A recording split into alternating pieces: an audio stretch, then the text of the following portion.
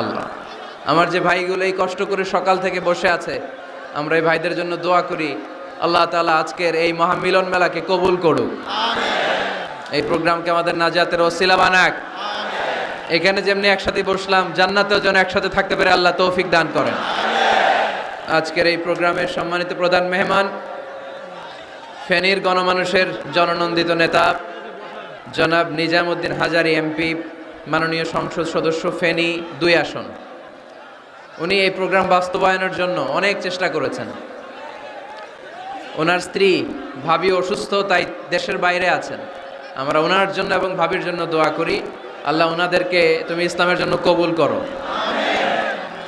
আমাকে রেখেছেন প্রধান মুফাসসির। আমার আগে কথা বলেছেন হযরত মাওলানা অধ্যক্ষ মফিজুল ইসলাম সাহেব, খতিব পদ্মা টেক্সটাইল মিল মসজিদ, হযরত মাওলানা মোহাম্মদ জাকারিয়া, অধ্যক্ষ জিরানহাট ফাজিল ডিগ্রি মাদ্রাসা, হযরত মাওলানা রহমতুল্লাহ সাহেব, আরও অনেকে কথা বলেছেন।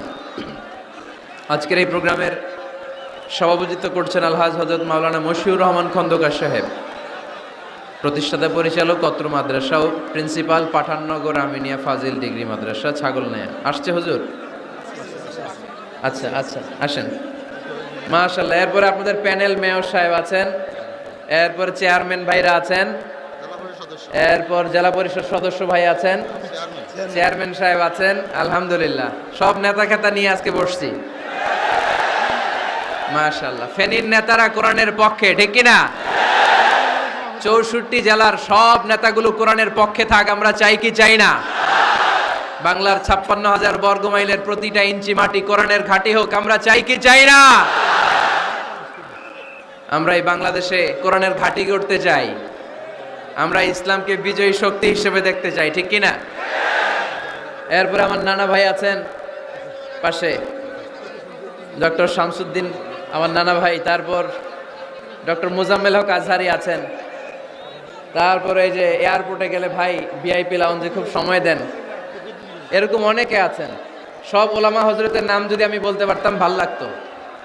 আইম্মাতুল মাসাজিদ, মসজিদের ইমাম সাহেবেরা, মুয়াজ্জিন সাহেবেরা, খতিব সাহেবেরা, কওমি মাদ্রাসার মুহতামিম সাহেবরা, আলিয়া মাদ্রাসার প্রিন্সিপাল হুজুরেরা, স্কুল কলেজ ইউনিভার্সিটির শিক্ষকেরা, পর্দার আড়ালে মায়েরা বোনেরা, আপামর তৌহিদি জনতা, আর আমার কলিজার টুকরা যুবক ভাইয়েরা,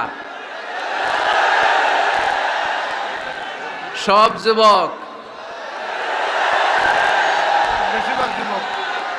বেশিরভাগ যুবক।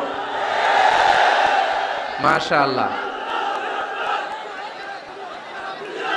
মাশাআল্লাহ মাশাআল্লাহ। আমাদের হাতে সময় খুব কম, সামনে এশার আজান, এই আজানের আগ পর্যন্ত আমরা কিছু কথা শুনবো ইনশাল্লাহ। পড়েন, আওয়াজ করা যাবে না, এখন আমি আওয়াজ শুনতে পাচ্ছি, আওয়াজ করা যাবে না। দেখেছি, সবাইকে দেখেছি, মাশাআল্লাহ। হ্যাঁ দেখলাম, হ্যাঁ শুরুতেই হাত নাড়িয়ে শুভেচ্ছা জানিয়েছি, বারবার করা যাবে না, দেখলাম সবাইকে। থামতে হবে এবার। আজকে আমরা সূরাতুল হুজরাত থেকে কথা শুনবো। কোন সূরা থেকে? হুজরাত। সবাই বলেন হুজরাত। হুজরাত শব্দটা হুজরা শব্দের প্লুরাল, অর্থ হচ্ছে কামরা। মসজিদে ইমাম সাহেবের হুজরা আছে না নাই? ইমাম সাহেবের কামরা আছে না? আছে। তা আল্লাহর রাসূল সাল্লাল্লাহু আলাইহি সাল্লামের এরকম হুজরাখানা ছিল। এট এ টাইমে আল্লাহর হাবিব সাল্লাল্লাহু আলাইহি ইসলামের 9টা হুজরাখানা ছিল, যেখানে 9 জন বিবি বসবাস করতেন। কিছু বেদুইন লোকজন এসে কেমন করে বিশ্বনবী সাল্লাল্লাহু আলাইহি ইসলামের সাথে আচরণ করতে হবে এটা জানতো না। তাদের মধ্যে সভ্যতা ভব্যতার ছোঁয়া স্পর্শ লাগেনি। পরে আমরা নিজেরা নিজেদেরকে যেমনে ডাকি, তারাও এসে বিশ্বনবীকে এভাবে ডাকা শুরু করলো। কারো নাম যদি হয় আব্দুল্লাহ, আব্দুল্লাহর বন্ধু তারা ডাকবে এই আব্দুল্লাহ। কারো নাম যদি হয় করিম, তার বন্ধু তারা ডাকে এই করিম। কারো নাম যদি হয় আবু বকর, তার বন্ধু তারা ডাকে এই আবু বকর। কিন্তু বিশ্বনবী সাল্লাল্লাহু আলাইহি ওয়াসাল্লামকে কি এই মুহাম্মদ এভাবে ডাকা যাবে না? ডাকা যাবে না। যদিও তিনি মানুষ, কিন্তু অসাধারণ মানুষ। যদিও তিনি নবী, তিনি মহানবী, তিনি সব নবীদের নবী, ঠিক কি না? As a father, as a teacher, as a commander, as a lawgiver, as a lawmaker, Muhammad is the superman of the world. সুবহানাল্লাহ পড়েন। আমার নবীর চাইতে শ্রেষ্ঠ কোনো মানুষ গোটা বিশ্বে দ্বিতীয়টা হতে পারে? আমার নবীর চাইতে দ্য মোস্ট ট্রাস্টওয়ার্দি পার্সোনালিটি, বিশ্বস্ত মানুষ এই পৃথিবীতে হতে পারে? সে কোন বন্ধু বলো বড় বিশ্বস্ত, সে কোন বন্ধু বলো বেশি বিশ্বস্ত, কার কাছে মন খুলে দেয়া যায়, কার কাছে প্রাণ খুলে দেয়া যায়, হওয়া যায় অতি আশ্বস্ত, তার নাম আহমদ বড় বিশ্বস্ত। সুবহানাল্লাহ পড়েন। আল্লাহ শিখাতে চাইলেন, এই বেদুইন লোকেরা সাবধান, যাকে তোমরা ডাকছো তিনি সাধারণ মানুষ নন। তাকে ইয়া মুহাম্মদ উখরুজ ইলাইনা, এই মুহাম্মদ, এই ঘর থেকে বেরোয় আসো, এমন করে বেয়াদবের মতো ডাকা যাবে? বিষ্ণু ঈসা ইসলামকে ডাকতে হবে ইয়া নবী আল্লাহ, ওনাকে ডাকতে হবে ইয়া রাসূল আল্লাহ, ওনাকে ডাকতে হবে ইয়া হাবিব আল্লাহ, ঠিক কিনা? শিষ্টাচার শিক্ষা দিলেন। আল্লাহ বুঝাতে চাইলেন, তোমরা যদি অপেক্ষা করতে অনেক ভালো হতো। ওয়ালাউ আন্নাহুম সাবারু হাত্তা তাখরুজা ইলাইহিম লাকানা খায়রাল লাহুম। আল্লাহর হাবিব সাল্লাল্লাহু আলাইহি ওয়াসাল্লাম দুপুরের খাবার খেয়ে গড়াগড়ি করছিলেন। আল কাইলুলা, টসিং এন্ড টার্নিং, এপাশ ওপাশ করা। শীতকালে দুপুরের খাবার খেয়ে বিছানায় শুইলে আরাম আছে না নাই? এটারে কাইলুলা বলে। আল্লাহর হাবিব সাল্লাল্লাহু আলাইহি ওয়াসাল্লাম যখন কাইলুলা করছিল, ঠিক তখন লোকগুলো ডাকতে আরম্ভ করলো, ইয়া মুহাম্মদ উখরুজ ইলাইনা, এই মুহাম্মদ আসো। আল্লাহ বললেন, খবরদার, আমার নবীকে এইভাবে ডাকা যাবে না, বরং আমার নবীকে তোমরা ডাকবে ইয়া নবী আল্লাহ, ইয়া রাসূল আল্লাহ, ইয়া হাবিব আল্লাহ বলে। সুবহানাল্লাহ পড়েন। আল্লাহর হাবিব সাল্লাল্লাহু আলাইহি ওয়াসাল্লাম যতক্ষণ না বের হয়ে আসে তোমাদের অপেক্ষা করা উচিত, সবর করা উচিত। আমরা অনেক সময় সবর করি না। ব্যাপার কি? আওয়াজ আবার বাড়তেছে কেন এদিকে? থামতে হবে, থামতে হবে। একজনও কথা বলবে না, একজনও না, নট এ সিঙ্গেল পারসন। হ্যাঁ ঠিক আছে, আবার কথা বলে, এইটা ঠিক হয়ে গেছে। হ্যাঁ ঠিক আছে। তাহলে আমরা আমাদেরকে যেইভাবে ডাকি, আল্লাহর হাবিব সাল্লাল্লাহু আলাইহি ওয়াসাল্লামকে ওইভাবে ডাকা যায় না। আল্লাহ বললেন, খবরদার, তোমাদের উচিত ছিল অপেক্ষা করা, যতক্ষণ না আল্লাহর হাবিব সাল্লাল্লাহু আলাইহি ওয়াসাল্লাম বিশ্রাম শেষ করে বাইরে বেরিয়ে আসে। তাই কারো বাসায় গেলে অপেক্ষা করবেন যতক্ষণ না উনি আসে, আর যাওয়ার আগে অ্যাপয়েন্টমেন্ট নিয়ে যাবেন। আজকের প্রথম মেসেজ, কারোর সাথে দেখা করার আগে কি নিয়ে যাবেন? ফ্যানের ছেলেরা কথা বলে না, অ্যাপয়েন্টমেন্ট নিয়ে যেতে হবে। অনেকে খালি অস্থিরতা করে, চেয়ারম্যান সাহেবের বাড়িতে গেছে, সিগনেচার লাগবে, যেই অস্থির, আরে বেরোয় না কেন? চেয়ারম্যান সাহেব আসে না কেন? এতক্ষণ ধরে বসে আছে। এরকম বিরক্ত, খালি কমপ্লেইন করে, অভিযোগ করে, এরকম কিছু লোক আছে না নাই?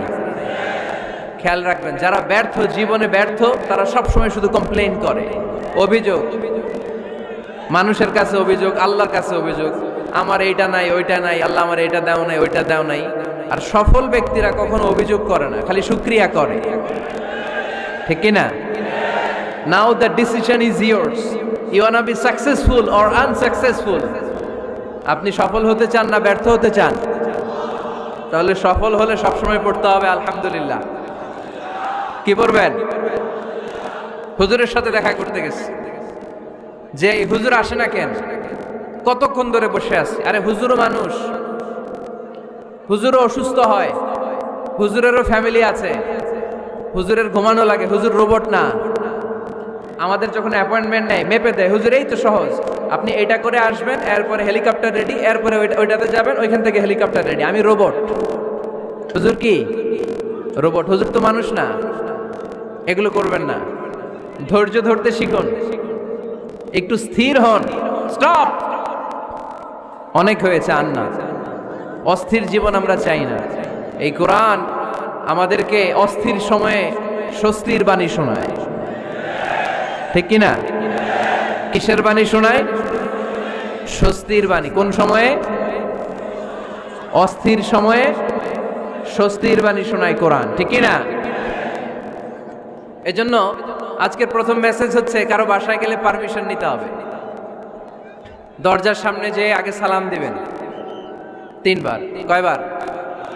অনুমতি চাইবেন, অনুমতি দিলে ঢুকবেন, অনুমতি না দিলে বের হয়ে চলে আসবেন। পারা যাবে? এজন্য রব্বুল আলামিন বলেন, ইয়া আইয়ুহাল্লাযীনা আমানু লা তাদখুলু বুয়ুতান গায়রা বুয়ুতিকুম হাত্তা তাস্তানিসু ওয়া তুসাল্লিমু আলা আহলিহা যালিকুম খায়রুল লাকুম লাআল্লাকুম তাযাক্কারুন। সুবহানাল্লাহ পড়েন। আল্লাহ ডেকে বললেন, ও ঈমানদারেরা শোনো শোনো, তোমরা যখন অন্য কারো বাড়িতে যাবে, খবরদার অনুমতি না নিয়ে, সালাম না দিয়ে ঘরে ঢুকে যেও না। দরজার সামনে দাঁড়িয়ে থাকো, দরজার সামনে দাঁড়িয়ে দাঁড়িয়ে 3 বার অনুমতি চাও, তারপরে সালাম দাও। অনুমতি দিলে ঢুকবা, নচেত চলে যাবা, ঠিক কিনা? এই আইনটা কার? ফেনীবাসী কি আইনটা মনে রাখতে পারবে? কারো বাসায় যাওয়ার আগে অ্যাপয়েন্টমেন্ট নিয়ে যাবে, আর যে হুট করে দরজার ভিতরে ঢুকে যাব না, অপেক্ষা করবে। You have to wait. তিনি আসতে বললে এরপরে ঢুকবো, মনে থাকবে? কারো ঘরে অনুমতি না নিয়ে ঢুকা কবিরা গুনাহ।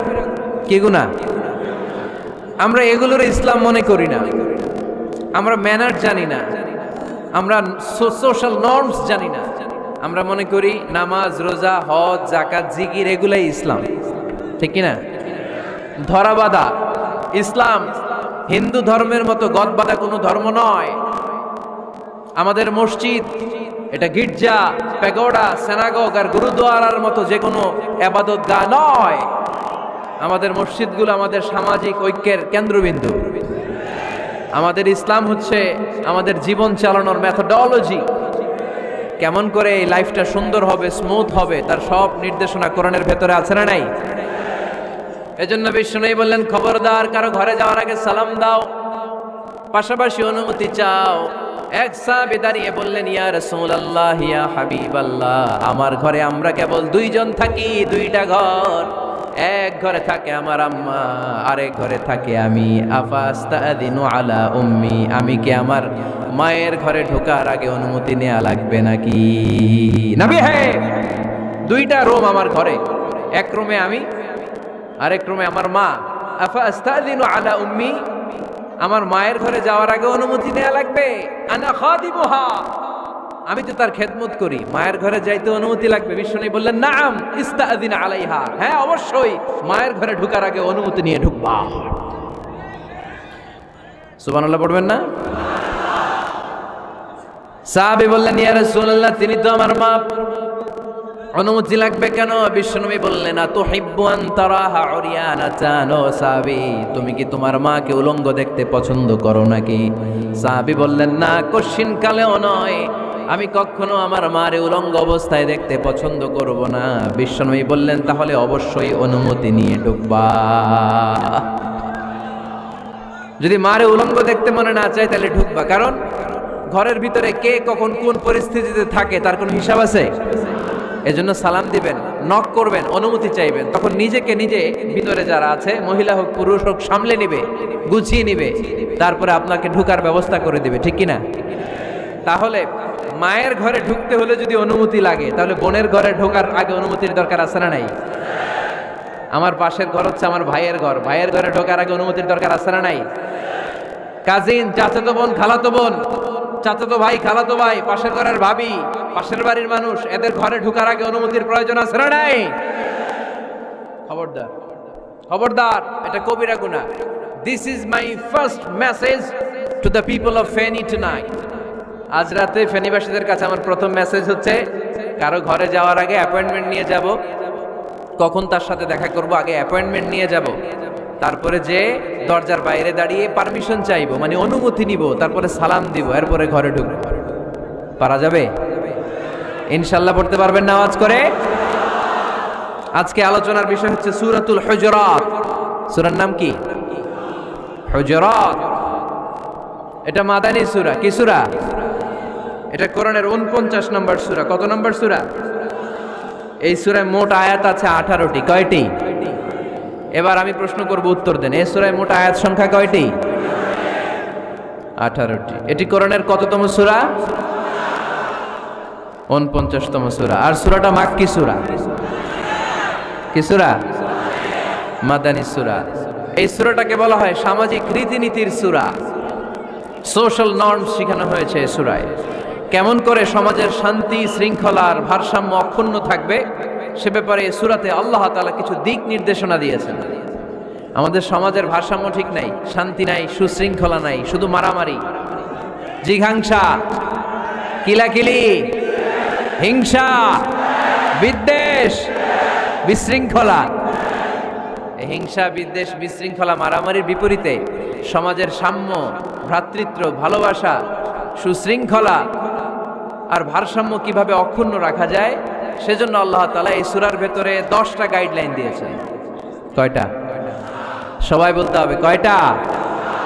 10টা। প্রথম গাইডলাইন হচ্ছে আল্লাহ তাআলা বলছেন, খবরদার যারা বিশ্বাসী বলে নিজেদেরকে দাবি করো, আল্লাহ আল্লাহর রাসূলের নিয়মের বা আইনের উপর দিয়ে টপকে যেও না। আল্লাহ আল্লাহ রাসূল যেটা বলেছে এটাই ফাইনাল, ঠিক কি না?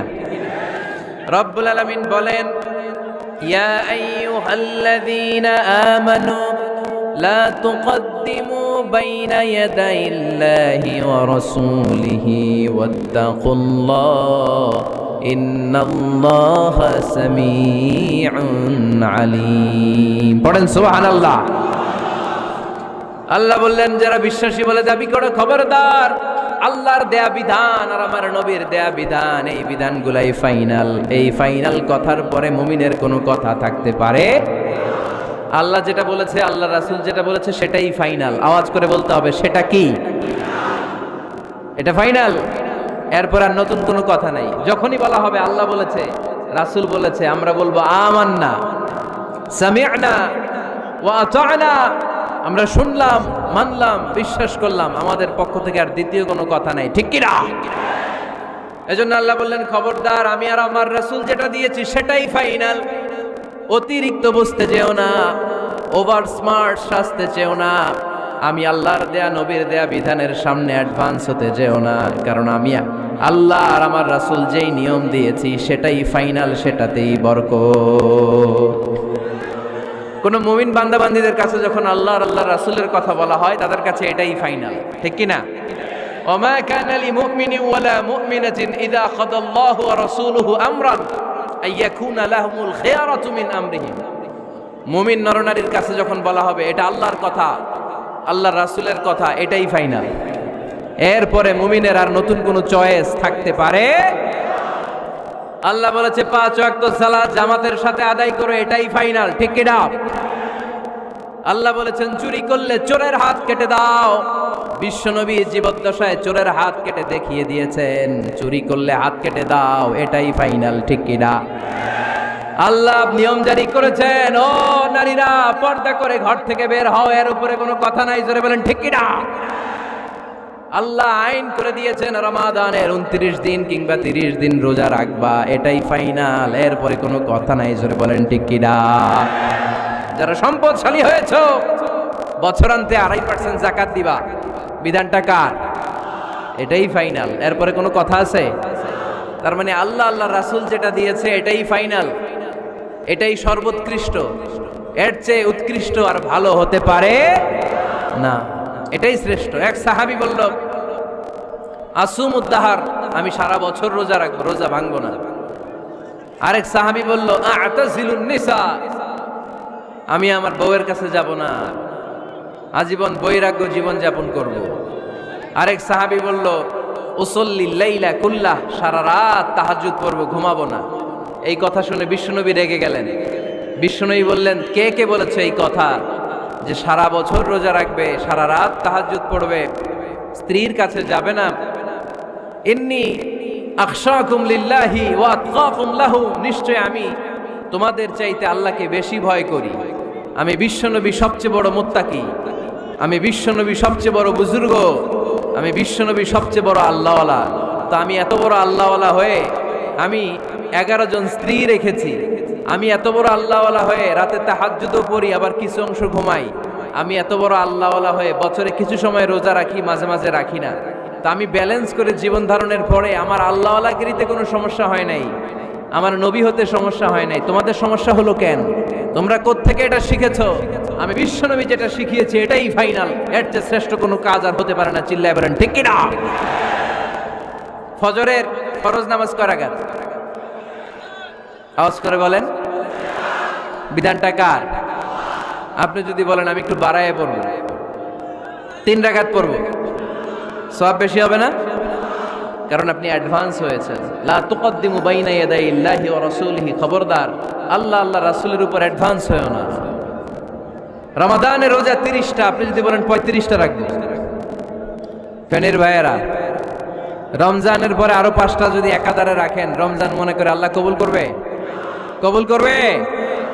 তার মানে আল্লাহ আল্লাহ রাসূল যেটা বলেছে এটাই ফাইনাল, এর চেয়ে বেশি কিছু আর ইবাদত করা যাবে, এর চেয়ে শ্রেষ্ঠ ইবাদত হতে পারে না। বিষ্ণু ইসলাম বললেন সারা রাত তাহাজ্জুদ পড়লে এটা শ্রেষ্ঠ ইবাদত নয়, বরং রাতের কিছু অংশ ঘুমাবা, কিছু অংশ তাহাজ্জুদ পড়বা। আইয়ামুল বীজের রোজা রাখবা, সোম আর বৃহস্পতিবার রোজা রাখবা, আরাফার রোজা রাখবা, আশুরার রোজা রাখবা, শাওয়ালের 6 রোজা রাখবা। এর চেয়েও বেশি রাখতে চাইলে একদিন রোজা রাখবা, আরেকদিন রাখবা না, একদিন রাখবা, আরেকদিন রাখবা না। এর চেয়ে ভালো রোজার হতে পারে? হতে পারে না। আল্লাহর হাবিব সাল্লাল্লাহু আলাইহি ওয়াসাল্লাম বললেন সেই শ্রেষ্ঠ যে স্ত্রীদের সাথেও মেলামেশা করে আবার ইবাদতও করে। ইসলামের মধ্যে ভারসাম্য আছে না নাই? তাহলে বোঝা গেল আল্লাহর হাবিব সাল্লাল্লাহু আলাইহি ওয়াসাল্লাম আল্লাহর সবচেয়ে কাছের, তিনি সবচেয়ে বড় মুত্তাকি। ফেনীবাসী আওয়াজ করে বলেন তো, আমার নবীর চাইতে বড় মুত্তাকি হওয়া যাবে? আমার নবীর চাইতে বড় আল্লাহওয়ালা হওয়া যাবে? নামাজ কেমন করে পড়তে হয় এটা নবী শিখায় গিয়েছেন, এর চেয়ে বেশি কিছু করা যাবে? জিকির কেমন করে করতে হয় এটা বিশ্বনবী শিখিয়ে গিয়েছেন কি জান নাই? বিশ্বনবীর শিখানো পন্থার বাইরে নতুন পন্থায় জিকির করা যাবে? তাহলে আল্লাহ এবং আল্লাহ রাসূল যা শিখিয়েছে এটাই ফাইনাল। আল্লাহ আল্লাহ রাসূলের কথার উপরে আমরা দ্বিতীয় কোনো কথা বলতে চাই না। এটা হচ্ছে 1 নাম্বার গাইডলাইন। সমাজে যদি শান্তি আনতে চান এই গাইডলাইন মানতে হবে। বিশ্বাসীদের জন্য 2 নাম্বার গাইডলাইন হচ্ছে লা তারফাউ আসওয়াতাকুম ফাওকা সাউতিন নবী। খবরদার ওহে বিশ্বাসীরা, নবীর কণ্ঠের চাইতে যেন তোমাদের কণ্ঠ উঁচু হয়ে না যায়। আপনারা কথা শুনতেছেন? মনোযোগ আছে না গেছে? বনু তামিম গোত্রের নেতা কে হবে? আল্লাহর হাবিব সাল্লাল্লাহু আলাইহি ওয়াসাল্লাম পরামর্শ করছিলেন। সাইয়েদনা আবু বকর বললেন আমার মতামত হচ্ছে এই লোকটা নেতা হলে ভালো হয়, যোগ্য লোক। ওমরে ফারুক বললেন না, উনি না। আবু বকর যেটা বলেছে ওইটা না, আমার মনে হয় এই লোকটা নেতা হলে ভালো হয়। আবু বকর বললেন না ওমর তুমি বুঝো না, আমি যারে বলছি সে ভালো। ওমরে ফারুক বলে না আবু বকর, আমি যাকে বলেছি সে ভালো। এরকম মতামত দিতে দিতে তর্ক করতে করতে বিশ্বনবীর গলার চাইতে সাহাবীদের গলার আওয়াজ বড় হয়ে গিয়েছে। আল্লাহ এটা আরশের উপর থেকে বরদাস্ত করে নাই। আল্লাহ বলেছেন খবরদার লা তারফাউ আসওয়াতাকুম ফাওকা সাউতিন নবী, নবীর কণ্ঠের চাইতে তোমাদের কণ্ঠ যেন উঁচু হয়ে না যায়। আমার নবীকে আমি তোমাদের বন্ধু বানিয়েছি, তোমাদের কাছে রেখেছি, তার মানে এই নয় যা মন চায় তাই নবীর সাথে আচরণ করবা, ঠিক কি না? কখনো যেন নবীর কণ্ঠের চাইতে কণ্ঠ উঁচু হয়ে না যায়। যদি নবীর গলার আওয়াজের চাইতে তোমাদের গলার আওয়াজ উঁচু হয়ে যায়, তোমাদের জীবনের সব নেক আমলগুলোকে আমি বাতিল করে দেব। আল্লাহ ধমক দিয়ে বললেন খবরদার, ইয়া আইয়ুহাল্লাযীনা আমানু লা তারফাউ আসওয়াতাকুম ফাওকা সাওতিন নবী ولا تجهروا له بالقول كجهر بعضكم لبعض أن تحبط أعمالكم وأنتم لا تشعرون পড়েন সুবহানাল্লাহ। আল্লাহ বললেন খবরদার আমার নবীর কণ্ঠের চাইতে যেন তোমাদের কণ্ঠ উঁচু হয়ে না যায়। আমার হাবিবের কণ্ঠের চাইতে তোমাদের কণ্ঠ যদি উঁচু হয়ে যায় বেয়াদবি হয়ে যাবে, ফলে তোমাদের সব নেক আমল বাতিল করে দিবে কে? এই আয়াত নাজিল হওয়ার পরে সাহাবারা কেউ বিশ্বনবীর সামনে এসে বড় গলায় কথা বলে না, আস্তে আস্তে বলে। কেমনে বলে? ওমরে ফারুক এই আয়াত শুনে এত ভয় পেলেন, তিনি বিশ্বনবীর কাছে কোনো কথা নিয়ে আসলে ফিস ফিস করে বলতেন। বিশ্বনবী শুনতে পেতেন না, বলতেন এই ওমর কি বলছো, বুঝি নাই, জোরে বলো। ওমরে ফারুক সাউন্ড বাড়িয়ে জোরে বলতেন। বিশ্বনবী বলতেন এই কি বলেছো, এদিকে আসো, জোরে বলো, আমি শুনতে পাচ্ছি না, ওমর আরো জোরে বলো। ওমরে ফারুক আবার একটু সাউন্ড বাড়িয়ে আবার বলতে আরম্ভ করতেন। বিশ্বনবী বলতেন আমি শুনতে পাচ্ছি না, জোরে বলো। সুবহানাল্লাহ পড়েন। ভয়ে আন তাহবাতা আমালুকুম ওয়া আনতুম লা তাশউরুন, খবরদার, নবীর কণ্ঠের চাইতে যদি কণ্ঠ উঁচু হয়ে যায় সব নেক আমল বাতিল করে দিবে কে? আপনারা যারা হজ উমরা করেছেন, হজ আর উমরা করতে পেরেছেন কারা কারা দেখি? মাশাআল্লাহ। যারা করতে পারি নাই আমরা, আমাদেরকেও যেন আল্লাহ তাআলা তৌফিক দান করে, আমরা পড়ি আমিন। আমরা যেন কাবার চারপাশে তাওয়াফ করতে পারি, সাফা মারওয়ায় যেন সাই করতে পারি, আল্লাহর হাবিব সাল্লাল্লাহু আলাইহি ওয়াসাল্লামের কবরের সামনে দাঁড়িয়ে যেন আমরা সালাতু সালাম পাঠ করতে পারি। আওয়াজ করে পড়তে হবে আমিন। বিশ্বনবী সাল্লাল্লাহু আলাইহি ওয়াসাল্লামের কবরের উপরে এই আয়াতটা লেখা, যে আয়াত নিয়ে আমি এখন আপনাদের সামনে আলোচনা করছি, লা তারফাউ আসওয়াতাকুম ফাওকা সাওতিন নবী। দেখছেন না হাজী সাহেবরা, দেখে আসছেন না? আপনি যখন মসজিদে নববীতে নামাজ পড়বেন, আল্লাহর হাবিব সাল্লাল্লাহু আলাইহি ওয়াসাল্লামের কবর জিয়ারতের জন্য যখন রওনা হবেন, সর্বপ্রথম বাম দিকে পড়বে রাউদাতুম মিন রিয়াদিল জান্নাহ। এই জায়গাটা হলো দুনিয়ার বুকে জান্নাতের বাগান সমূহ থেকে একটা বাগান।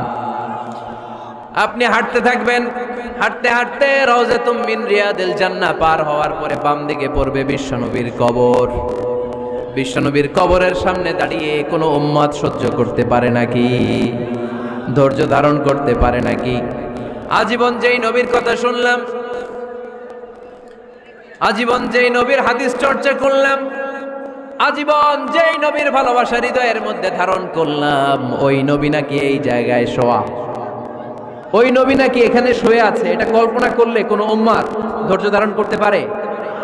কলিজাটা ছিঁড়ে খান খান হয়ে যায়, চিৎকার দিয়ে নবীরে ডাক দিতে মনে চায়, কিন্তু আল্লাহ বলেছেন খবরদার, কবরের উপরে এই আয়াতটা লেখা, লা তারফাউ আসওয়াতাকুম ফাওকা সাওতিন নবী, খবরদার, এটা নবীর দরবার, এখানে বড় গলায় চিৎকার চেঁচামেচি করে কোনো আওয়াজ করা যায় না। চিল্লায় বলেন ঠিক কি না? এজন্য আল্লাহ বললেন লা তারফাউ আসওয়াতাকুম ফাওকা সাওতিন নবী, খবরদার, নবীর কণ্ঠের চাইতে যেন কণ্ঠ উঁচু হয়ে না যায়।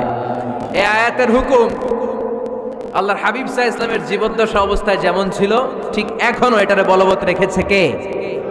তাই ওইখানে আল্লাহর হাবিব সাল্লাল্লাহু আলাইহি ওয়াসাল্লামের কবরের সামনে বুক ফেটে কান্না আসে, আমার নবী, আমার পেয়ারা নবী এখানে, পেয়ারা রাসূল শুয়ে আছে, এটা জেনেও আমি চিৎকার দিতে পারি না, আমি হই হুল্লোড় করতে পারি না, আমি লাফাতে পারি না, আমি শুধু চোখের পানি ছেড়ে আমার নবীরে সালাম পাঠাতে পারি। ঠিক কি না? এই আয়াতের হুকুম শুধু নবীর ক্ষেত্রেই প্রযোজ্য নয়, আব্বা আম্মার ক্ষেত্রেও প্রযোজ্য। আব্বা আম্মার সামনে দাঁড়িয়ে বড় গলায় কথা বলা যাবে? উস্তাদ আল আসাতিজা যারা আমাদেরকে শিখিয়েছেন তাদের সামনে বড় গলায় কথা বলা যাবে না। আধ্যাত্মিক গুরু, ইসলামী আন্দোলনের নেতা, ধর্মীয় নেতা, ওনাদের সামনেও চোখ রাঙিয়ে কথা বলা যাবে না। চিল্লায় বলেন ঠিক কি না? লা তারফাউ আসওয়াতাকুম ফাওকা সাওতিন নবী। আদব নাই সমাজে, আদব নাই, এজন্য এত মহা সমস্যা। তাহলে প্রথম মেসেজ হচ্ছে আল্লাহ আল্লাহর হাবিব যা বলেছেন ওইটাই ফাইনাল, ওইটার উপরে কোনো কথা আছে? দ্বিতীয় মেসেজ হচ্ছে নবীর দরবারে দাঁড়িয়ে বড় গলায় কথা বলা যাবে। 3 নম্বরে আল্লাহ বললেন ইয়া আইয়ুহাল্লাযীনা আমানু ইন জাআকুম ফাসিকুম বিনাবাইন ফাতাবায়ানু। ও বিশ্বাসীরা, ও ঈমানদার বান্দারা, তোমাদের সামনে যদি কোনো পাপাচারী, কোনো ফাসিক যদি কোনো খবর নিয়ে আসে, খবরটা বিশ্বাস করার আগে যাচাই করে নিও। ফাতাবায়ানু ইয়ানি ফাতাসাব্বাতু আন সিহহাতিল খবর, খবরটা সহি কিনা যাচাই করার দরকার আছে না নাই? ইযা জাআকুম ইন জাআকুম ফাসিকুম বিনাবাইন ফাতাবায়ানু। ফেনীবাসী মনোযোগ দিয়ে শুনেন, কেউ যদি কোনো তথ্য নিয়ে আসে, খবর নিয়ে আসে, শুনেই হুট করে বিশ্বাস করা যাবে না। ফেসবুকে প্রায় বিভিন্ন ফেক নিউজ আছে না নাই, রুমর, গুজব আছে না নাই। আমি তখন মালয়েশিয়া, হঠাৎ করে দেখলাম নিউজের মধ্যে অনেকে স্ট্যাটাস দিতে শুরু করেছে যে পেঁয়াজের মতো লবণেরও দাম বেড়ে গেছে। এটা কি সত্য নিউজ না গুজব? জোরে বলেন। গুজব। আসলে কি লবণের দাম বাড়ছিল? বাড়ে নাই, কিন্তু না জেনেই অনেকে শেয়ার দিচ্ছে। এজন্য ফেসবুকে কোনো নিউজ যদি আপনি দেখতে পান, শুনতে পান, verify, justify the news whether it's true or wrong. Check, make a cross check and double check regarding the authenticity of the report. এই রিপোর্টটা সঠিক কিনা ভেরিফাই করবেন আগে, তারপরে শেয়ার মারবেন। অনেকে আছে সিলে কান নিয়ে গেছে, শুনে সিলের পিছনে দৌড়। আগে কি সিলের পিছনে দৌড়াবেন নাকি কানে হাত দিবেন? নিউজ একটা দেখলেই শেয়ার দেয়া যাবে? কি করবেন? যাচাই করবেন। You have to cross check. You have to justify the news. You have to verify the news. আমরা প্রায় নিউজ একটা দেখলেই শেয়ার দেই। হয়তো একটা ভুল নিউজ আপনি শেয়ার দিয়েছেন, এই ভুল নিউজের কারণে পুরো সমাজের মধ্যে গোলমাল, এর দায়ভার আপনার কাঁধেই বর্তাবে। আওয়াজ করে বলেন ঠিক কিনা? এই ভুয়া নিউজগুলোতে আমাদের খুব আগ্রহ।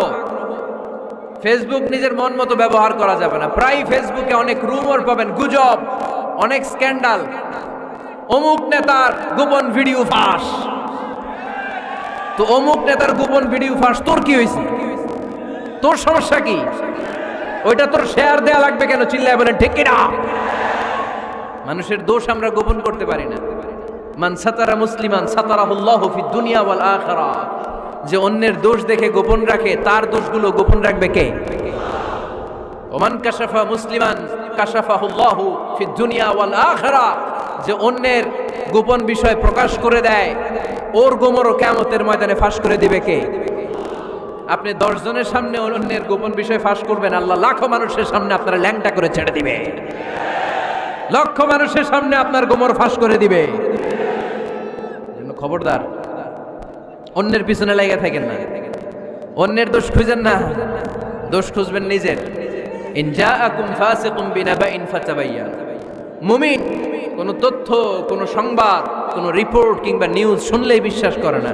মুমিন আগে এটাকে যাচাই করে, বাছাই করে, জাস্টিফাই করে, ভেরিফাই করে, তারপরে সে বিশ্বাস করে। ঠিক কি না? আল্লাহর হাবিব সাল্লাল্লাহু আলাইহি ওয়াসাল্লাম বনুল মুস্তালিকের যুদ্ধে জয়লাভ করলেন। হারিস ইবনে মিরার বনুল মুস্তালিকের নেতা। শুনতেছেন আপনারা? কষ্ট হচ্ছে? আচ্ছা। হারিস ইবনে মিরার বললেন, ইয়া রাসূলুল্লাহ, আমরা ইসলাম ধর্ম গ্রহণ করলাম, কি কি নিয়ম মানতে হবে? আল্লাহর হাবিব সাল্লাল্লাহু আলাইহি ওয়াসাল্লাম বললেন, সালাত পড়বে, যাকাত দিবে। উনি বললেন, তাহলে যাকাত নেন। আল্লাহর হাবিব বললেন, না, এই তো মাত্র কালিমা পড়ে মুসলমান হলে হালানিল হাউল, 1 বছর অতিক্রান্ত হওয়ার পরে যাকাত দিবে। আল্লাহর হাবিব সাল্লাল্লাহু আলাইহি ওয়াসাল্লাম মদিনায় ফিরে আসলেন।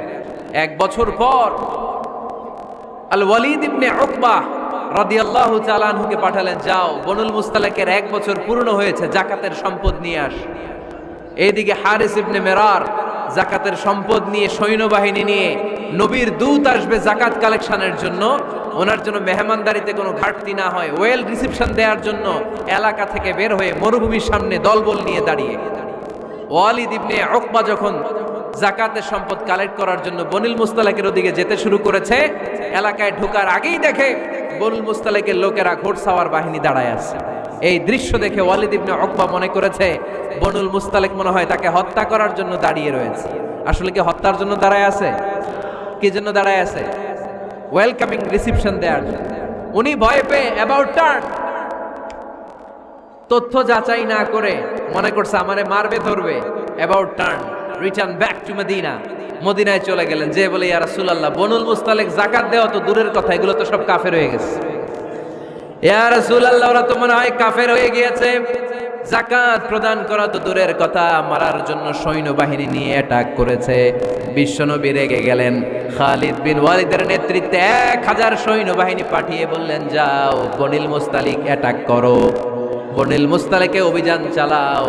আল্লাহ বললেন নবী অভিযান পরে চালান, ইন জাআকুম ফাসিকুম বিনাবাইন ফাতাবায়ানু। সুবহানাল্লাহ পড়েন। নবী হে অভিযান পরে চালান, তথ্য যে নিয়ে আসছে ওয়ালিদ এটা সত্য কিনা আগে যাচাই করেন। সে যে তথ্য আপনাকে সরবরাহ করেছে এই তথ্য সঠিক নয়, সে ভুয়া তথ্য দিয়েছে, সে ভুল বুঝেছে, এখানে মিসআন্ডারস্ট্যান্ডিং হয়েছে। আপনি 1000 সৈন্যবাহিনী পাঠাবেন না। আপনার 1000 সৈন্যবাহিনী যে যদি বনিল মুস্তালিককে অ্যাটাক করে, তাহলে এই অ্যাটাকে কোনো ক্ষয়ক্ষতি হলে সবটার দায়ভার আপনার কাঁধেই বর্তাবে। চিল্লায় বলেন ঠিক কি না? আমার নবীকে শেখানোর মাধ্যমে আল্লাহ তাআলা আমাদেরকে শিখালেন নিউজ একটা শুনলে বিশ্বাস করা যাবে না, আগে যাচাই বাছাই করার দরকার আছে না নাই? আছে। আপনার বন্ধু এসে বলল, আরে দোস্ত তুমি এইখানে, ভাবিরে তো দেখলাম বাজারে আরেক লোকের সাথে ঘুরতেছে। আপনি রেগে মেগে আগুন, অফিস থেকে বাসায় যায় বউরে কিল, আইজো মায়ের কাইলো মায়ের, এরকম হতে পারে না? আপনার বন্ধু হয়তো আপনার ওয়াইফের মতো আরেকজন মহিলাকে দেখেছে, এটা হতে পারে কি পারে না? আপনার ওয়াইফকে জিজ্ঞেস করেন নাই, ক্রস চেক করেন নাই, না করে আপনি ঝগড়া মারামারি শুরু করে দিয়েছেন। এই ছোট্ট ঝগড়া থেকে বিচ্ছেদের দিকে, ডিভোর্সের দিকেও যেতে পারে, এরকম আছে না নাই? এরকম অনেক ভুরি ভুরি কেস আমাদের কাছে আছে। নিউজ যাচাই না করে, গুজব আর রুমর যাচাই না করে সিদ্ধান্ত নিয়েছে, পরে মাথার মধ্যে চাপড়ায়, নিজের কপালে নিজে চাপড়ায়, এরকম আছে না নাই? তাহলে আল্লাহ তাআলার দেয়া 3 নাম্বার গাইডলাইন হচ্ছে কোনো তথ্য শুনেই বিশ্বাস করা যাবে না, আগে যাচাই করতে হবে। আওয়াজ করে বলেন, আগে কি করতে হবে? যাচাই করতে হবে। যাচাই বাছাই ছাড়া আজ থেকে ফেসবুকে আমরা আর কোনো নিউজ শেয়ার দিবেন? মনে থাকবে? আরে এগুলাই তো জরুরি ওয়াজ। কবরের ওয়াজ তো অনেক শুনছি, জান্নাত জাহান্নামের ভয় আর জান্নাতের নাজ নেয়ামত তো অনেক শুনেছি। সমাজটারে শান্তিপূর্ণ ভারসাম্যপূর্ণ করার দরকার আছে না নাই? খবর শুনে আমরা বিশ্বাস করি, যাচাই না করে আমরা বলে বেড়াই না। যাচাই না করে, নিশ্চিত না হয়ে আজ থেকে কোনো নিউজ আমরা ফেসবুকে শেয়ার দিব না। 4 নাম্বার আল্লাহ বললেন, 4 নাম্বার গাইডলাইন আল্লাহ দিলেন, ইয়া আইয়ুহাল্লাযীনা আমানু লা ইয়াসখার কওমুম মিন কওম। খবরদার আমার বিশ্বাসী বান্দারা, আমার ইমানদার বান্দারা কেউ কোনোদিন কাউরে ঠাট্টা বিদ্রুপ করে না। সুবহানাল্লাহ পড়েন। মুমিন বান্দা কাউকে ঠাট্টা করতে পারে, বিদ্রুপ করতে পারে না। আমাদের জিহ্বা আছে বলে আমরা যা ইচ্ছা তাই বলতে পারি, কথা বলেন না কেন? আমাদের কান আছে বলে কান দিয়ে আমরা যা মনে চাই তাই শুনতে পারি। যেন কানে শুনি সদা তোমার কালাম, এ খোদা চোখে যেন দেখি শুধু কোরআনের আয়াত। শোনো আমার মুনাজাত, শোনো শোনো ইয়া ইলাহি আমার মুনাজাত, শোনো আমার মুনাজাত। সবাই আওয়াজ করে পড়েন আমিন। লা ইয়াসখার কওমুন মিন কওম। মুমিন বান্দা কখনো অন্য কাউকে ঠাট্টা করবে না। আমার কোনো ভাই মনে কষ্ট পায়, এরকম কোনো ঠাট্টা বিদ্রুপ খোঁচা মেরে বুক মেরে কথা বলা যাবে না। এটা তার চেহারা নিয়ে না, তার পেশা নিয়ে না, তার বংশ নিয়ে না, তার পরিবার নিয়ে না। তার বাবা চুরি করেছে, আমি কি বলতে পারবো তুই চোরের ঘরের চোর? বলে কি বলে না? কেউ একটু মোটা হইলে কয় তুই মোটুর ঘরের মোটু, চোখে কম দেখলে কয় তুই কানার ঘরের কানা। আছে না নাই? না না, স্টপ, থামেন, অনেক হয়েছে, আর না, এগুলো বলা যাবে না। কারো আকৃতি নিয়ে খোটা দেয়া, ঠাট্টা করা, এটা স্বয়ং আল্লাহর সাথে ঠাট্টা করার শামিল, ঠিক কিনা? কারো নাক যদি ছোট হয়, এরে কয় বোচা, তোর নাক বোচা। ফেনীতে আপনারা কি বলেন? হ্যাঁ, তো এই যে যার নাক বোচা হয়েছে, ও কি নিজে বানাইছে? যার নাক খাড়া, এটা বানাইছে কে? যে কালো, বানাইছে কে? সাদা শুভ্র, বানাইছে কে? তার মানে কারো আকৃতি নিয়ে যদি আপনি ঠাট্টা করেন, স্বয়ং আল্লাহর সাথে ঠাট্টা করলেন। কারণ কেউ কারো চেহারা বানানোর দায়িত্ব পায় নাই। মাতৃগর্ভে থাকতেই আমাদের চেহারার আকৃতিগুলো দান করেছে কে? ওয়াল্লাযী ইউসাউবিরুকুম ফিল আরহামি কাইফা ইয়াশা লা ইলাহা ইল্লা হুয়াল আজিজুল হাকীম। তিনি এমন সত্তা, তোমরা যখন তোমাদের মায়ের পেটের ভেতরে ছোট্ট একটা ভ্রূণ কণা ছিলা, তখনই তোমাদের চেহারার আকৃতি দিয়েছে কে? মায়ের পেটে থাকতেই কে ছেলে হবে, কে মেয়ে হবে, কে সুশ্রী হবে, কে শ্যামলা হবে, কার নাক লম্বা হবে, কারটা খাটো হবে, এগুলো ফিক্স করে রেখেছে কে? এজন্য কখনো কারো চেহারা, কারো আকৃতি নিয়ে ঠাট্টা বিদ্রুপ করা যাবে না, কারণ এই চেহারা আমরা বানাই নাই, বানাইছে কে? প্রত্যেককে যদি আল্লাহ তাআলা প্রত্যেকের নিজের চেহারা ডিজাইন দেওয়ার সুযোগ দিত, তাহলে আমরা আমাদের চেহারা কি এরকম বানাইতাম? কি করতাম? আপনাকে যদি আপনার চেহারা তৈরি করার ডিজাইন আল্লাহ দিত, যে তুমি যেমন মনে চাই নিজের চেহারাটার ডিজাইন দাও, কেমন বানাতেন নিজেকে? কথা বলেন, কয়েকজন বলেন না? হ্যাঁ, সবচাইতে সুন্দর, সবচাইতে সুন্দর করে আমি আমার অবয়বটাকে তৈরি করতাম। কোন নারীকে যদি তার চেহারার ডিজাইন তৈরি করার সুযোগ আল্লাহ দিতেন, সে নারীটাকে বিশ্ব সুন্দরী করে তৈরি করত, ঠিক কিনা? এটা আল্লাহ আমাদেরকে দেয় নাই, এটা আল্লাহ তাআলা নিজ হাতে রেখেছে, নিজে করেছে। তাই কারো আকৃতি নিয়ে ব্যঙ্গ করলে স্বয়ং আল্লাহর সাথে ব্যঙ্গ করার শামিল। চিল্লায় বলেন ঠিক কিনা? সাইয়েদনা ইবনে মাসউদ রাদিয়াল্লাহু তাআলা আনহুর পায়ের নলা ছিল চিকন। হাদিসে এসেছে দাকিকুস সাকাইন, ওনার পা দুইটা ছিল চিকন খেজুর পাড়ার জন্য। ইবনে মাসউদ রাদিয়াল্লাহু তাআলা আনহু যখন খেজুর গাছে উঠলেন, সাহাবারা সাইয়েদনা ইবনে মাসউদের পা দেখে হাসাহাসি শুরু করে দিল। বিশ্বনবী বললেন, খবরদার খবরদার, ইবনে মাসউদের চিকন পা দেখে তোমরা হেসো না। ইবনে মাসউদের চিকন পা দেখে তোমরা হাসো।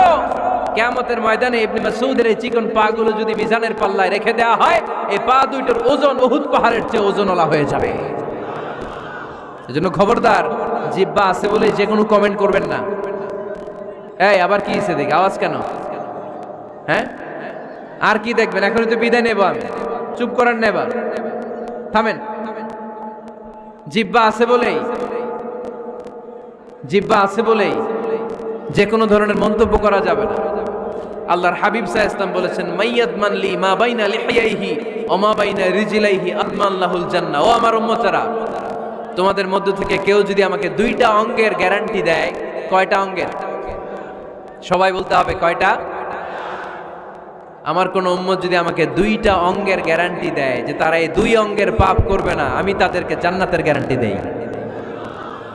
এক নম্বরে মা বাইনা লিহিয়াইহি, দুই চোয়ালের মাঝখানে যা থাকে মানে জিহ্বা। আমার কোন উম্মত যদি আমার গ্যারান্টি দেয় জিহ্বা দিয়ে কোনো মিথ্যা বলবে না, কাউরে বাজে কথা বলবে না, ঠাট্টা বিদ্রুপ করবে না, জিহ্বা দিয়ে যে এই পাপ কাজগুলো হয় এগুলো করবে না। আর দুই রানের মাঝখানে যে অংশ আছে লজ্জাস্থান, এই দুইটা অঙ্গের গ্যারান্টি যদি আমার কোন উম্মত আমারে দেয়, আমি আমার ওই উম্মতকে জান্নাতের গ্যারান্টি দিয়ে দেব। খবরদার ফেনীবাসী, খবরদার।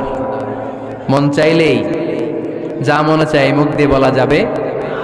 আমার রাসূল সাল্লাল্লাহু আলাইহি ওয়াসাল্লামের 11 জন স্ত্রী, এর মধ্যে একজন স্ত্রী ছিলেন একটু স্থূল আকৃতির, মানে মোটা। কি ছিলেন জানেন? ওই স্ত্রীর নাম কি? সফিয়া। কি নাম? সফিয়া বিনতে হুয়াই ইবনে আখতাব। উনি আল্লাহর হাবিব সাল্লাল্লাহু আলাইহি ওয়াসাল্লামের সব স্ত্রীদের মধ্য থেকে একটু স্থূলকার ছিলেন, একটু ফেটি ছিলেন, মোটা ছিলেন। আম্মা জান আয়েশা একবার ওনার প্রতি রেগে আল্লাহ রাসূল সাল্লাল্লাহু আলাইহি ওয়াসাল্লামের কাছে বিচার দিলেন যে আপনার মুটি বউ, মুটকি বউ। আল্লাহর হাবিব সাল্লাল্লাহু আলাইহি ওয়াসাল্লাম এই কথা শুনে রেগে গেলেন। আয়েশা, এটা তুমি কি বললা? তুমি সফিয়ারে মুটি বলে গালি দিলা।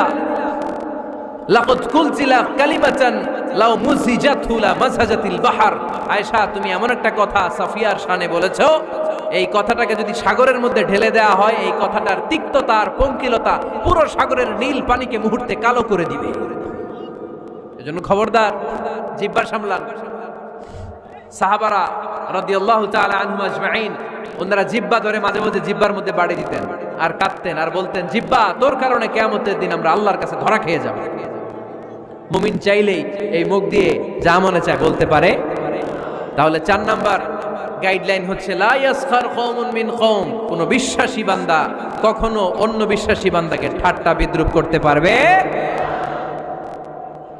5 নম্বরে আল্লাহ বললেন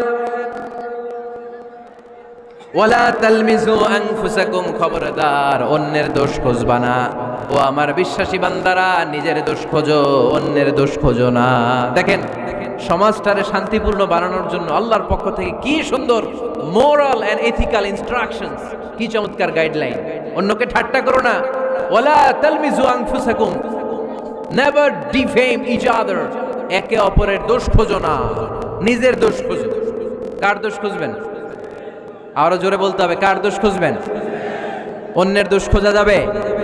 কিছু লোক আছে দেখবেন সারা দিন চায়ের দোকানে বসে এই বাড়িতে এই সমস্যা, ওই বাড়িতে এই সমস্যা, ওই বাড়িতে এই সমস্যা। তোর বাড়িতে কি সমস্যা?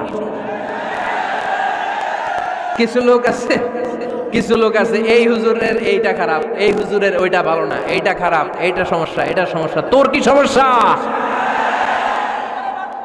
তোর সমস্যা তুই খুঁজে বের কর, নিজের সমস্যা খুঁজে বের কর।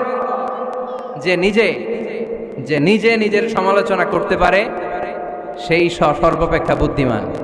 এজন্য খবরদার আমার কলিজার টুকরা যুবক ভাইয়েরা, কখনো কাউকে ব্যঙ্গ করে, বিদ্রুপ করে, ছোট করে কোনো মন্তব্য করা যাবে না। কখনো অন্যের দোষ খোঁজা যাবে না। দোষ আমরা খুঁজবো, নিজের দোষ, ঠিক কিনা? দোষ আমরা খুঁজবো। কার দোষ? চিল্লায় বলতে হবে, কার দোষ? নিজের দোষ খুঁজতে হবে। যারা নিচু মনের মানুষ, এরা মানুষের দোষ নিয়ে কথা বলে। Small people talk about people, average people talk about things and stories, and great people talk about ideas. যারা নিচু মনের মানুষ, এরা মানুষের দোষ নিয়ে কথা বলে। যারা মাঝারি ধরনের মানুষ, এরা এলাকার ঘটনা বিভিন্ন বিষয় নিয়ে কথা বলে। আর যারা বড় মনের মানুষ, এরা আইডিয়া নিয়ে কথা বলে। তারা তাদের আইডিয়াকে কাজে লাগিয়ে সমাজটারে পাল্টে দিতে চায়। যুগ জামানা পাল্টে দিতে চাই না অনেকজন, এক মানুষই আনতে পারে জাতির জাগরণ। এক মানুষই বিপদকালে বাঁচায় কাফেলায়, ক্ষুদ্র ডিঙ্গি বাঁচায় জাহাজ অসীম দরিয়ায়। এজন্য নিজেকে শুধরাতে হবে। ওয়ালা তালমিজু আনফুসাকুম, অন্যের দোষ খোঁজো না, নিজের দোষ খোঁজো। তাহলে ফেনীবাসীরা, এই হোক আমাদের স্লোগান, আমরা নিজেদের দোষ খুঁজবো বেশি, অন্য কারো দোষ কখনো খুঁজবো। আপনি নিজে ঠিক হয়ে যান, দুনিয়া এমনি ঠিক হয়ে যাবে। নিজে ঠিক তো দুনিয়া ঠিক। নিজেকে শুধরান। অন্যের দোষ দেখে তো আমার লাভ নাই। ও কি করছে এটা ও জবাব দিবে, আমি কি করেছি আল্লাহর সুপ্রিম কোর্টের কাঠ গড়ায় সেদিন আমাকে জবাব দিতে হবে। চিল্লায় বলো ঠিক কিনা? এজন্যে অন্যের দোষ যেন আমরা না খুঁজি, নিজেকে যেন পরিবর্তন করি। পরিবর্তন করতে রাজি আছি তো সবাই? পরিবর্তনের অগ্রনায়ক হতে রাজি আছি তো সবাই? সিদ্ধান্ত নিতে হবে, শক্ত সিদ্ধান্ত। দাঁড়াতে হবে, সৈনিকের মতো দাঁড়াতে হবে, ঠিক কিনা? আধারে ভয় পেও না, আলো আছে আড়ালে, অন্ধকার পালিয়ে যাবে তুমি উঠে দাঁড়ালে। নিজেকে দাঁড়াতে হবে, নিজের সাথে নিজের শক্ত বোঝাপড়া করতে হবে। অন্যের দোষ খোঁজার সময় আমাদের নাই। চিল্লায় বলো ঠিক কিনা? দোষ খোঁজা যাবে না, নিজের দোষ নিজের আমরা খুঁজবো।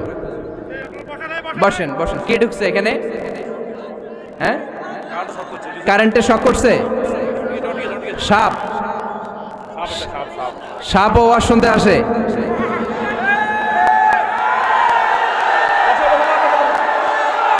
মাশাআল্লাহ।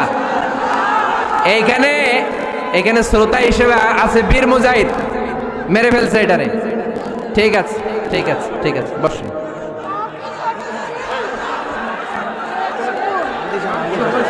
এখনো কথা বাকি, বসেন। একটা আওয়াজ হবে না, একটা আওয়াজ হবে না। আবার আওয়াজ হয় এখানে। তাহলে ফেনীর ভাইয়েরা, অন্যের দোষ খুঁজবে না, নিজের দোষ খোঁজা যাবে? যাবে যাবে? ক্লান্ত হয়ে গেছেন? কষ্ট হচ্ছে? তারপরে 7 নম্বরে আল্লাহ বললেন ওয়ালা তানাবাজু বিল আলকাব, ওয়ালা তানাবাজু বিল আলকাব। এই ছেলেরা, আমি এখনই উঠে যাব, বিদায় নিচ্ছি, বসো। বসেন ভাই, বসেন। এগুলো অনেক জরুরি কথা, মনোযোগ দিয়ে শুনেন। ওয়ালা তানাবাজু বিল আলকাব, মানুষকে মন্দ নামে ডেকো না। আমরা অনেকের নাম চেঞ্জ করে ডাকি, আছে না নাই? না, আমার কলিজার টুকরা ফেনীর ভাইয়েরা, আজ থেকে কখনো কারো নাম চেঞ্জ করে আমরা ডাকবো না। যে নামে তাকে ডাকলে সে খুশি, আমরা ওই নামে ডাকবো, পারবো তো? কারণ প্রত্যেকের নামটা প্রত্যেকের কাছে বড্ড দামি, প্রত্যেকের নামটা প্রত্যেকের কাছে বড্ড প্রিয়। আপনার নাম কি? লিটন ভাই, মাউল হক লিটন ভাই। আপনার কাছে মনে হইতে পারে আরে লিটন একটা নাম হইলো, তো কত আছে আমাদের এলাকায়। না, এলাকায় অনেক আছে ঠিক, কিন্তু লিটন ভাইয়ের কাছে লিটন নামটা খুব আদরের, যত্নের, ঠিক কিনা? আমার নাম কি? আমার নাম মিজান। আরে মিজান একটা নাম হইলো নাকি? কত নাম আছে মিজান, এলাকার সিপাই পয়রা আছে। এটা ঠিক, অনেক নাম আছে মিজান নামে, কিন্তু যেহেতু এটা আমার নাম, আমার কাছে এই নামটা বড় দরদের, বড় যত্নের, বড় আদরের। কারণ এই নামটা আমার পরিচয় বহন করে। ভাইয়ের নাম কি? স্বপন। স্বপন ভাই এলাকায় অনেক আছে না? তো সিম্পল একটা নাম, কিন্তু না, স্বপন মিয়াজি ভাইয়ের কাছে এটা সিম্পল না, এই নামটা ওনার কাছে বড় যত্নের। মানুষ তার নাম খুব পছন্দ করে, নিজের নামের। কারণ দেখবেন কাগজ আর কলম পাইলে সবাই নিজের নাম লেখে, খালি নিজের নামের সিগনেচার দেয়, আছে না নাই? এরপরে দেখবেন যে কক্সবাজারে গেলে সাগরের তীরে বালু পাইলেই বালুর মধ্যে নিজের নাম লেখে, আবার ওই নামের পাশ দিয়ে লাভও আঁকে, আছে না নাই? আমি অনেক দেখেছি, সাগর পারে গেলেই মানুষের মন উথাল পাতাল করে, তো সাগরের বালিতে নিজের নামটা বড় করে লেখে চারদিক দিয়ে লাভ, মানে এই নামটারে আমি লাভ করি। এটা প্রমাণ করে প্রত্যেকের নিজের নামটারে বড্ড বেশি ভালোবাসে, ঠিক কিনা? এজন্য ফেনীর সোনার টুকরারা, খবরদার বন্ধুরা, নিজেরা যেন একে অপরকে এমন নামে না ডাকি যে নাম শুনলে সে কষ্ট পায়। আজ থেকে কোনো বাজে নামে কাউরে ডাকা যাবে? আব্বা আম্মা আদর করে কত সুন্দর নাম রেখেছে, আবু বাকার, ওরে সবাই ডাকে বকইরা, কপাল পোড়া। আব্বা আম্মা নাম রেখেছে আবু ওয়াক্কাস, ওরে ডাকে আক্কাইচা। কত সুন্দর নাম আমার আল্লাহর নামের সাথে মিলিয়ে আব্দুল কুদ্দুস নাম রেখেছে, ওরে ডাকে কুদ্দুচ্চা, আছে না নাই? কবিরা গুনাহ করেছেন আপনি, কবিরা গুনাহ। It's not a simple deal, এটা সাধারণ কোনো ব্যাপার না, এগুলো সবগুলো কবিরা গুনাহ। কোনোদিন কাউকে ঠাট্টা বিদ্রুপ করে কিছু বলবো না, কখনো অন্যের দোষ খুঁজবো না, কারো নাম বিকৃত করে কোনোদিন কারো মনে কষ্ট দিব না, ঠিক কি না? এরপর 8 নম্বরে আল্লাহ বললেন ইয়া আইয়ুহাল্লাযীনা আমানু ইজতানিবু কাসীরাম মিনায-যন্নি ইন্না বা'দায-যন্নি ইসম। অবিশ্বাসীরা খবরদার, অনুমান আন্দাজ নির্ভর কোনো কথা বলবে না, যেটা বলবে নিশ্চিত হয়ে বলবে। কার কথা? অনুমান নির্ভর কোনো কথা, আন্দাজ নির্ভর কোনো কথা কোনো মুমিন বলতে পারে? আমার কথা বোঝা যায়? হ্যাঁ ফেনীবাসী, কথা বোঝা যায়? ফেনী না হেনি? হ্যাঁ, আর বাড়ি হেনি, আইসাই রেনি রেনি। আপনারা কি ডাকেন, ফেনী না হেনি? ফেনী। মাশাআল্লাহ মাশাআল্লাহ, খুব সচেতন ফেনীবাসী। দেখছেন আপনাদের জেলা নিয়ে কিছু বললে খারাপ লাগে না? লাগে। তো নোয়াখালী করে গালি দিয়েন না, চিটাঙ্গারে গালি দিয়েন না, কুমিল্লাবাসীদেরকে গালি দিয়েন না। আমার 64 জেলায় সুজলা সুফলা শস্য শ্যামলা, ঠিক কিনা? 64 জেলা নিয়ে আমার এই বাংলাদেশ। প্রত্যেক জেলায় আমাদের সৌন্দর্য আছে না নাই? এক এক জেলার ভাষার সাথে আরেক জেলার ভাষার কোনো মিল। সিলেটে ছিল আমার গতকাল মাহফিল, তা আমি জিজ্ঞেস করছি ভাই সাহেব খিতা খররা, আপনারা বালা আসুননি? তো মহা খুশি, কারণ ওদের ভাষায় কথা বলেছি, ওরা ওদের ভাষাটারে বড্ড ভালোবাসে। আমরা প্রত্যেকে আমাদের প্রত্যেকের জেলাটারে বড্ড পছন্দ করি, ঠিক কিনা? ইজতানিবু কাসীরাম মিনায-যন্ন, আন্দাজ অনুমান নির্ভর কথা মুমিন কখনো বলতে পারে। এজন্য আল্লাহর হাবিব বললেন, ইয়াকুম ওয়াজ্জান ফাইন্নায-যান্না কাযাবুল হাদিস, খবরদার তোমাদের উচিত আন্দাজ অনুমান নির্ভর কথা থেকে বেঁচে থাকা, কেননা অনুমান করে কথা বললে পাপ হয়। অনুমান করে কথা বললে কি হয়? আজকে থেকে আমার ফেনীর সোনার টুকরারা অনুমান করে আন্দাজে কোনো কথা বলবো আমরা? বলবো না। ধারণা করে কিছু বলবো না, আর ধারণা করলেও ভালো ধারণা করব। কি ধারণা? রাস্তা দুইটা, একটা পজিটিভ আর একটা নেগেটিভ। মুমিন পজিটিভ ধারণা করে, মুমিন কখনো নেগেটিভ ধারণা করে না। তাহলে কোন দিকে যাব, পজিটিভ না নেগেটিভ? আওয়াজ করে, পজিটিভ না নেগেটিভ? যারা মুনাফিক এরা ইয়াত্তাবিউনা ইল্লা যান ওয়া ইন্না যান্না লা ইউগনি মিনাল হাক্কি শাইআ। যারা মুনাফিক এরা আন্দাজ অনুমান নির্ভর মানুষের ব্যাপারে কথা বলে, আর আন্দাজ অনুমান কখনো সত্যের বিকল্প হতে পারে না। আন্দাজ অনুমান কখনো সত্যের বিকল্প হতে পারে? এজন্য দৃষ্টিভঙ্গি বদলান, জীবনকে বদলায় দিবে কে? আমরা কখনো কোনো নেগেটিভ কথা বলবো না, অলওয়েজ পজিটিভ। অলওয়েজ কি? এই যে আমার হাতে কি দেখা যায়? পানির বোতল, তাই না? এখানে অর্ধেক পানি ভরাস। কাউকে যদি প্রশ্ন করি, ভাই কি দেখতে পাচ্ছেন, একদল বলবে এখানে অর্ধেক বোতল খালি দেখা যায়। উত্তরটা সঠিক, আসলে বোতলের অর্ধেক খালি। আবার এদিকে আরেকজনকে বললাম, ভাই এখানে কি দেখা যায়, বলবে হুজুর বোতলের অর্ধেক পানি ভরা।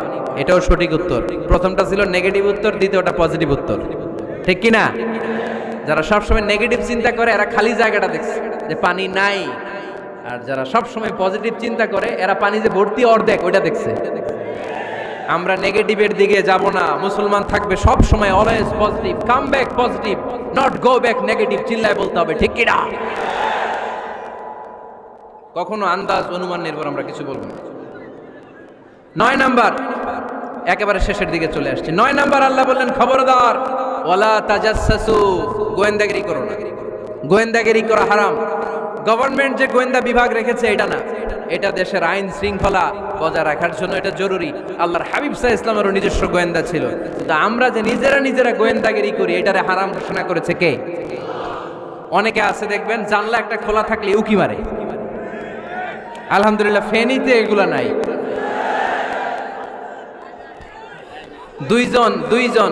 দুইজন ওদিকে কি যেন বলতেছে, উনি আড়ি পেতে কথা শুনে।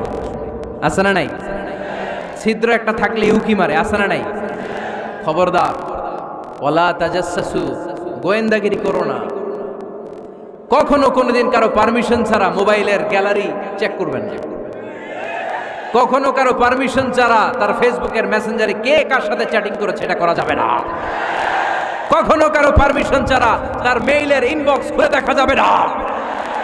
কখনো কারো পারমিশন ছাড়া কারো ব্যক্তিগত চিঠি পড়া যাবে না। দিস ইজ ইসলাম। এটাই ইসলাম। আমরা ইসলামরে শুধু নামাজ আর রোজা আর জিকির আর এই দাড়ির মধ্যে সীমাবদ্ধ করেছি। প্রত্যেকের একটা প্রাইভেসি আছে না নাই?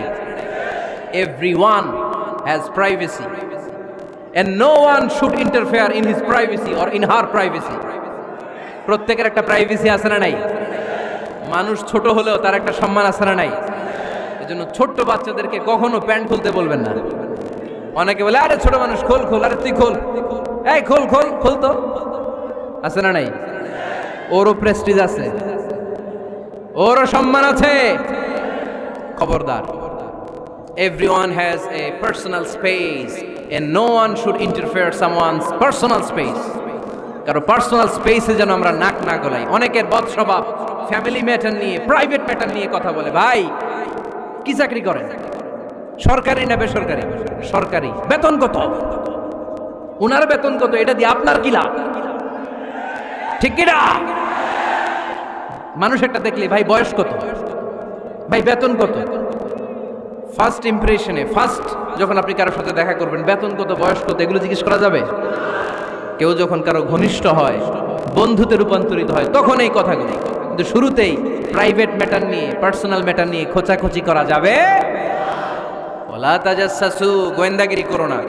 গোয়েন্দাগিরি করাকে হারাম ঘোষণা করেছে কে? শেষ কথা বলি, 10 নম্বরে আল্লাহ বললেন,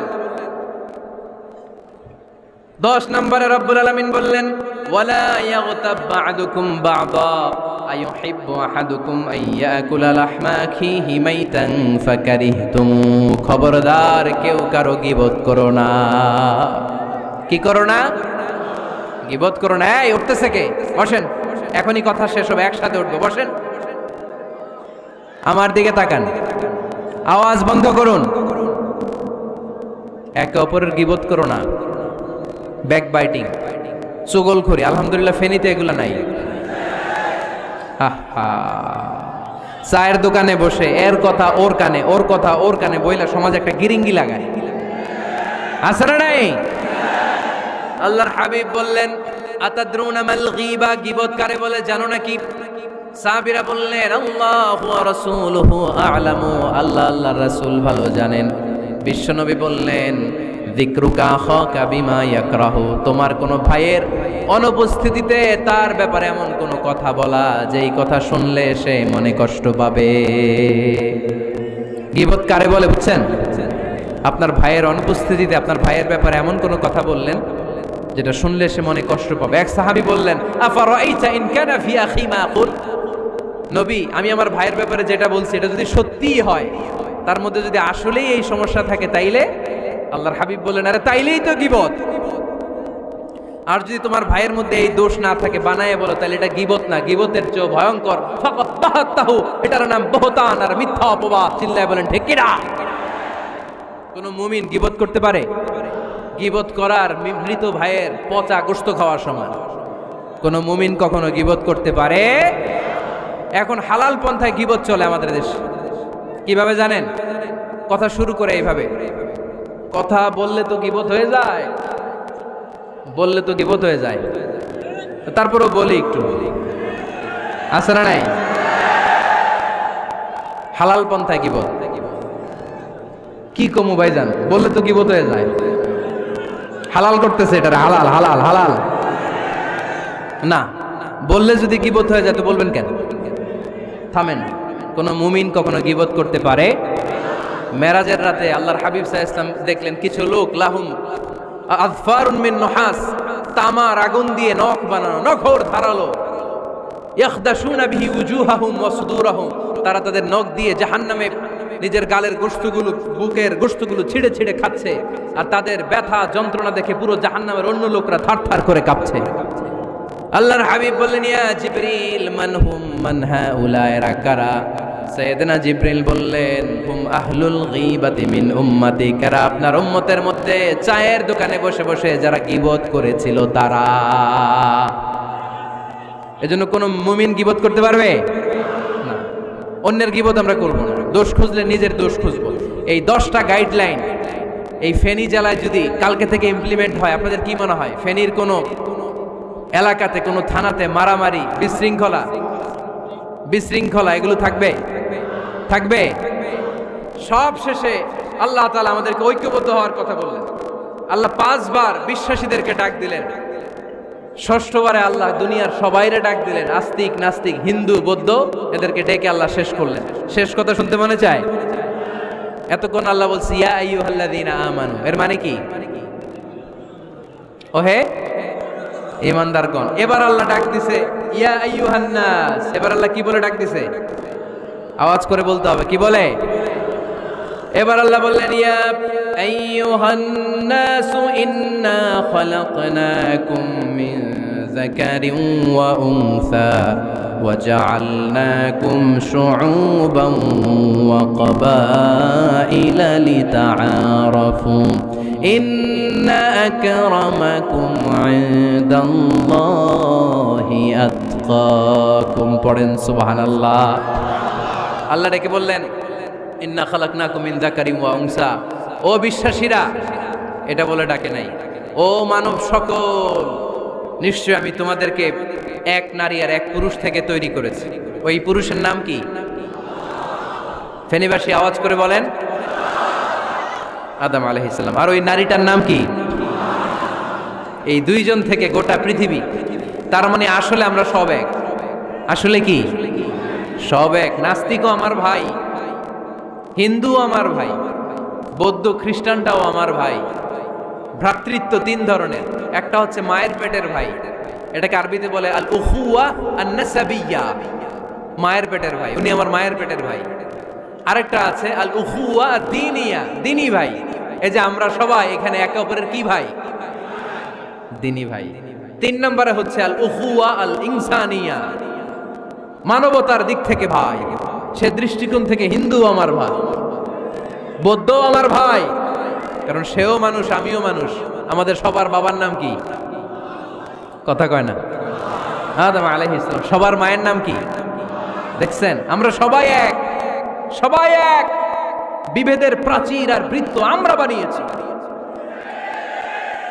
ইসলাম ধর্ম, বর্ণ, জাতীয়তাবাদ এগুলোর বাইরে যে এক বিশাল ব্রড মাইন্ডেড রিলিজিয়ন, যেখানে আলাদা আলাদা বৃত্ত টানে নাই। আমরা ধর্ম, বর্ণ, ভাষা, জাতীয়তা এগুলোকে সামনে এনে আলাদা আলাদা পরিচয়ের বৃত্ত বানিয়েছি। আমরা বানিয়েছি শ্বেতাঙ্গ আর কৃষ্ণাঙ্গের পার্থক্য। আমরা করেছি আরব অনারবের বিভাজন। আমরা করেছি ব্রাহ্মণ আর শূদ্রের জাত প্রথা। ইসলামে কোনো জাত প্রথা নাই, শ্বেতাঙ্গ কৃষ্ণাঙ্গের পার্থক্য নাই, প্রেসিডেন্ট কুলিওয়ালা ঠেলাওয়ালার কোনো পার্থক্য আল্লাহর সামনে নাই। চিল্লায় বলো ঠিক কিনা? যার প্রমাণ, প্রেসিডেন্ট যখন নামাজে দাঁড়ায় তার পাশে রিকশাওয়ালাও নামাজে দাঁড়ায়, তার পাশে শিক্ষকও নামাজে দাঁড়ায়, তার পাশে ব্যবসায়ী ভাই নামাজে দাঁড়ায়, তার পাশে ছোট্ট ছেলেটাও নামাজে দাঁড়ায়। আল্লাহর সামনে গোটা সব বিশ্বের মানুষগুলোরে এক কাতারে দাঁড় করিয়ে দিয়েছে কে? কোনো পার্থক্য নাই। এই পার্থক্য, বিভেদের প্রাচীর আমরা ভেঙেছি। এই বিভেদের প্রাচীরকে ভেঙে গুড়িয়ে দিতে হবে। আমরা মানুষকে মানুষ হিসেবে কনসিডার করি না। দেখলেই বলি কোন দল করেন, দেখলেই বলি কোন পীরের মুরিদ, দেখলেই বলি কোন দল করেন। না না, সবার আগে পরিচয় হচ্ছে আমরা সবাই মানুষ। বাবার নাম আদম, মায়ের নাম হাওয়া। আর আমাদের মধ্যে সবচেয়ে বড় পরিচয় হচ্ছে আমরা মুসলিম। এখানে আমি মুসলিম ছাড়া আর কাউকে দেখতে পাচ্ছি না। সব মুসলিম। আমার কাছে পীরের মুরিদ নাই, তাবলীগের ভাই নাই, জামাত ইসলাম নাই, শাসনতন্ত্র নাই, ঐক্যজোট নাই, বিএনপি নাই, আওয়ামী লীগ নাই, কিচ্ছু নাই। আমি বুঝি মুসলমান। আমরা একে অপরের মুসলমান বলে কনসিডার করতে চাই না তো, খালি পিস পিস করি, টুকরা টুকরা করে দেশটারে শেষ করে দিলাম। আমাদের প্রভু কয়জন? নবী কয়জন? কোরআন কয়টা? কিন্তু আমাদের মধ্যে বিভাজন। আমরা কি বিভাজন চাই নাকি ঐক্য চাই? আমাদের প্রভু এক নবীর উম্মাহ, জীবন বিধানে কই শিবানী কোরআন। তবে কেন এক নও হে মুসলমান? এক হও, এক হও করিয়া আহ্বান। পড়েন আমিন। বাইতুল্লাহ এক, মদিনা শরীফ এক, উহুদ পাহাড় এক, বদরের মাঠ এক। ঠিক কিনা? একটা তো জীবন, মরণ যে একটাই, একে সাথে মিলে মিশে একটাই প্রাণ। তবে কেন এক নও হে মুসলমান? এক হও, এক হও করিয়া আহ্বান। পড়েন আমিন। বিভেদের প্রাচীর আর দেয়ালকে ভেঙে দেওয়ার জন্য এই যুবক ছেলেগুলাই যথেষ্ট। ঠিক কিনা? আমার বাংলাদেশকে মাদক মুক্ত করার জন্য, ইফটিজিং মুক্ত করার জন্য, সুদ মুক্ত করার জন্য, যৌতুক মুক্ত করার জন্য আমার ফেনীর কলিজা টুকরা যুবকেরাই যথেষ্ট।